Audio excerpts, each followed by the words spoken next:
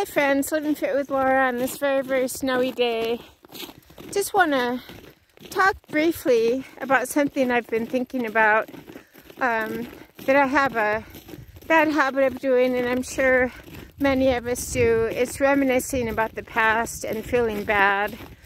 So I'd like to encourage my friends to remember that our failures and the most unpleasant experiences we've had in our lives can be twisted or shifted as being our best teachers of where we have been placing our expectations, our hopes, and our dreams. So let's talk about that briefly. We must continue moving forward to those things that lie ahead, putting behind us those things that lie behind.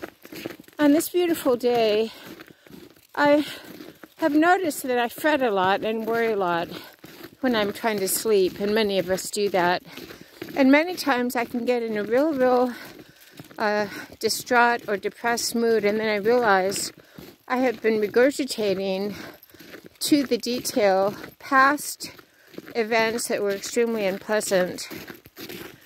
So I'd like to encourage my friends to be aware of that. Once we are aware that we do that, we can realize how unhelpful it is and how detrimental it is to living well today. What I've told myself and what I'd like to tell my friends is, okay, what do we think about if we don't think about the past? We remember the good, beautiful memories. Remember, it is the memories that we make that create the quality of our lives. So if a real unpleasant situation has occurred, I spoke about a friend bashing me through messaging on social media and essentially trashing me a few days ago. We don't play the blame game. We take a step back and we are very objective about it, and we ask ourselves, if we played a role, did we deserve being bashed? Did we deserve getting a rant on social media? It's happened about 6 months ago by another person, and in both cases, I was just simply being myself. I was not anyone different, not claiming to be anyone different. We are always to take responsibility for hurting other people.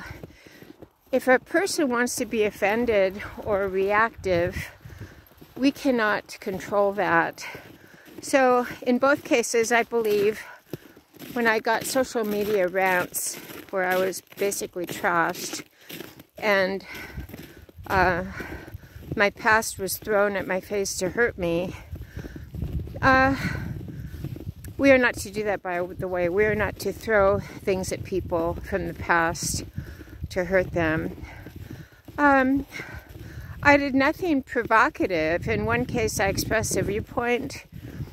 In another case, I was protecting someone by not disclosing a phone number.